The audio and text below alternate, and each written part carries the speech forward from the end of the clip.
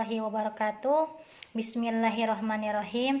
Sebelumnya saya ucapkan terima kasih kepada Ibu Kusmawati Matara MA selaku dosen pengampuh mata kuliah pengembangan profesi guru.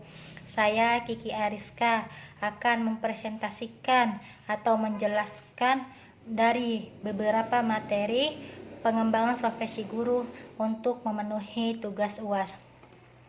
Baiklah, saya akan mulai mengenai penjelasan pertama, yaitu tentang konsep dasar profesi, karakteristik, dan syarat profesi. Konsep dasar profesi. Pengertian profesi, menurut Kamus Besar Bahasa Indonesia, profesi adalah bidang pekerjaan yang dilandasi pendidikan, keahlian, keterampilan, kejuruan, dan sebagainya. Tidak semua pekerjaan dapat dikatakan suatu profesi. Untuk memiliki suatu profesi harus memiliki suatu khusus atau harus dilatih terlebih dahulu.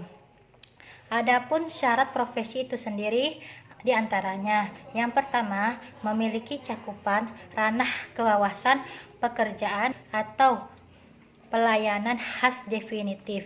Maksudnya bukan untuk sementara dan sangat penting dan dibutuhkan oleh masyarakat. Kedua, memiliki sistem pendidikan yang mantap dan mapan berdasarkan ketentuan persyaratan standarnya bagi penyiapan maupun pengembangan. Ketiga, memiliki perangkat profesional yang telah disepakati. Kemudian saya akan menjelaskan mengenai potensi guru profesi berdasarkan Undang-Undang Nomor 14 Tahun 2005. Pengertian kompetensi guru menurut Undang-Undang Nomor 2005 tentang guru dan dosen, kompetensi adalah seperangkat pengetahuan, keterampilan, dan perilaku yang harus dicari dan dikuasai oleh guru atau dosen dalam melaksanakan tugas dengan keprofesionalan. Kompetensi merupakan syarat yang harus dimiliki guru agar dapat melaksanakan tugas dengan profesional, sehingga mencapai tujuan pembelajaran secara efektif dan efisien. Selanjutnya saya akan menjelaskan materi mengenai keterampilan dasar guru dalam proses pembelajaran. Komponen membuka dan menutup pembelajaran sebagai dijelaskan Muhammad Uzair Usman adalah sebagai berikut. Yang pertama, menarik perhatian siswa. Kedua, memberi acuan melalui berbagai usaha. Ketiga, memberikan persepsi. Keempat, meninjau kembali penguasaan materi pokok dengan merangkum hasil dan melakukan evaluasi. Penguatan adalah segala bentuk respon, apakah bersifat verbal maupun nonverbal. Penguatan ini merupakan bagian dan modifikasi tingkah laku terhadap tingkah laku siswa yang bertujuan untuk memberikan informasi atau umpan balik bagi siswa atas perbuatannya sebagai suatu tindak dorongan atau koreksi. Keterampilan menjelaskan adalah suatu keterampilan menyajikan bahan belajar yang diorganisasikan secara sistematis sebagai suatu kesatuan yang berarti, sehingga mudah dipahami para peserta didik. Keterampilan bertanya adalah suatu pelajaran itu sendiri, sebab pada umumnya guru dalam pengajaran melibatkan menggunakan tanya jawab.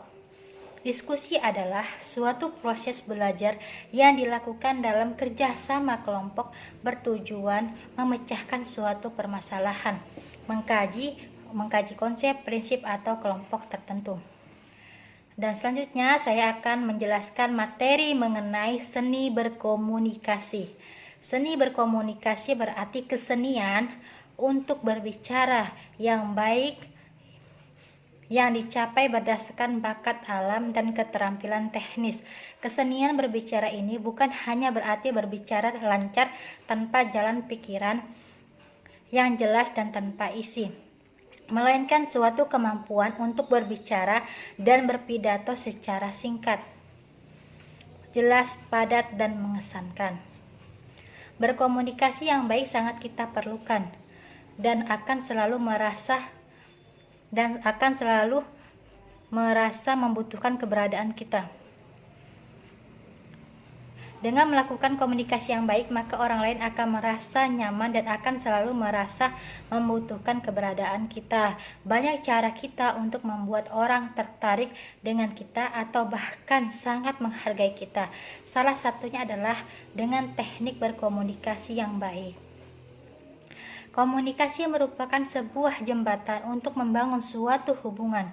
Sulit membayangkan apa yang akan terjadi di dunia ini jika tidak ada komunikasi. Ada beberapa hal yang dapat dilakukan supaya kita dapat mengembangkan seni berkomunikasi. Di antaranya adalah 1. Menyimak dengan seksama. 2. Memahami makna sebuah pesan. 3. Mengenal gaya komunikasi. 4. Memilih saat yang tepat. Dan 5. Memberi apresiasi. Selanjutnya saya akan menjelaskan mengenai materi kode etik profesi guru dan organisasi asosiasi keprofesian. Pengertian kode etik guru Indonesia adalah norma dan asas yang disepakati dan diterima oleh guru-guru Indonesia sebagai pedoman sikap dan perilaku dalam melaksanakan tugas dan profesi sebagai pendidik, anggota masyarakat, dan warga Indonesia. Isi kode etik adalah rumusan kode etik guru yang merupakan kerangka pedoman guru dalam melaksanakan tugas dan tanggung jawabnya itu sesuai dengan hasil Kongres PGRI ke-13 yang terdiri dari 9 item. Tujuan dari kode etik ialah merumuskan kode etik dalam suatu profesi adalah untuk kepentingan anggota dan kepentingan organisasi profesi itu sendiri. Selanjutnya saya akan menjelaskan materi mengenai kepribadian guru, kemampuan profesional.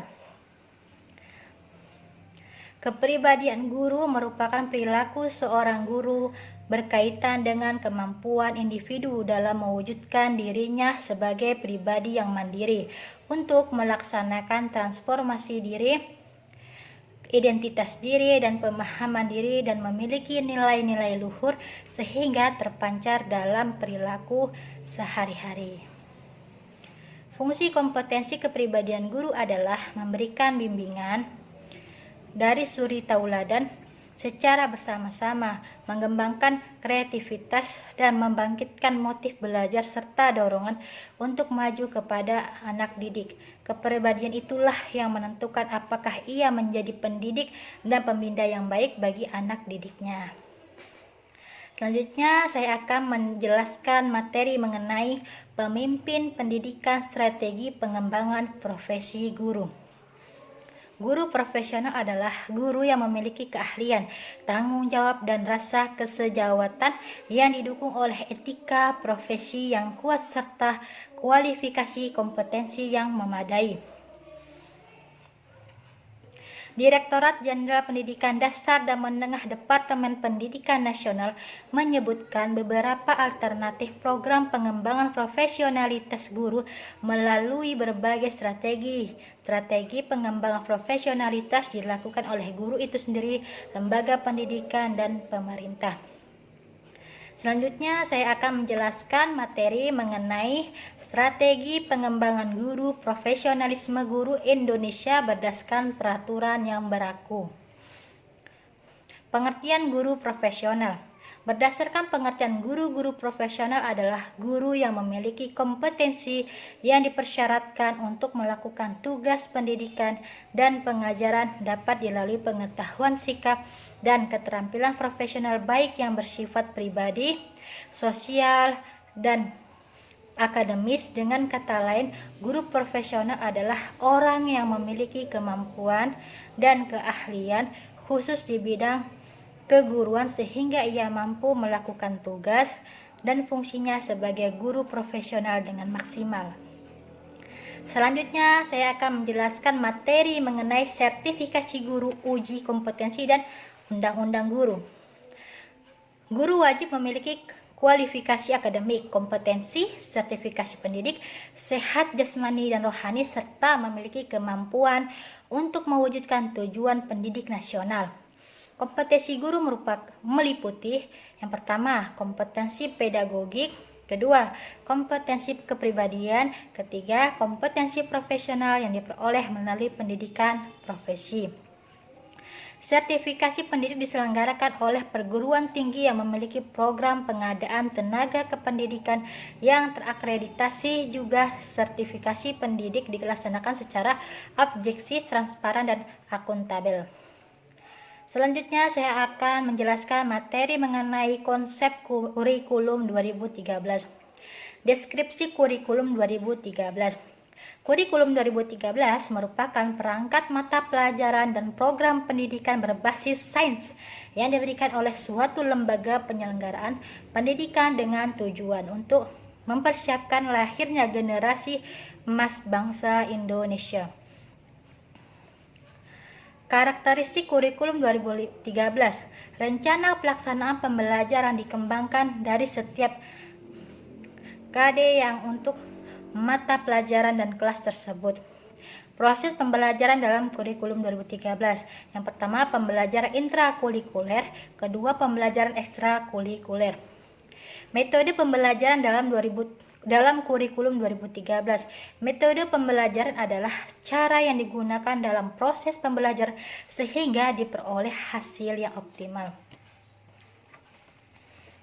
Selanjutnya, saya akan menjelaskan tentang mengenai materi memahami konsep kurikulum 2013. Pengertian kurikulum 2013. Pengertian kurikulum 2013.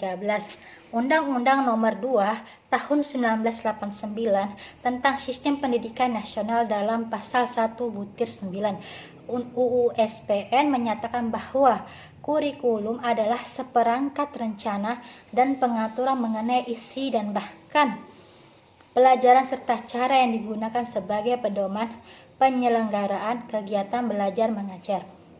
Fungsi kurikulum. Fungsi kurikulum dalam rangka mencapai tujuan dalam pendidikan itu sendiri. Dalam hal ini dianalogikan sebagai alat untuk membentuk sumber daya manusia yang sesuai dengan tujuan yang diharapkan oleh bangsa.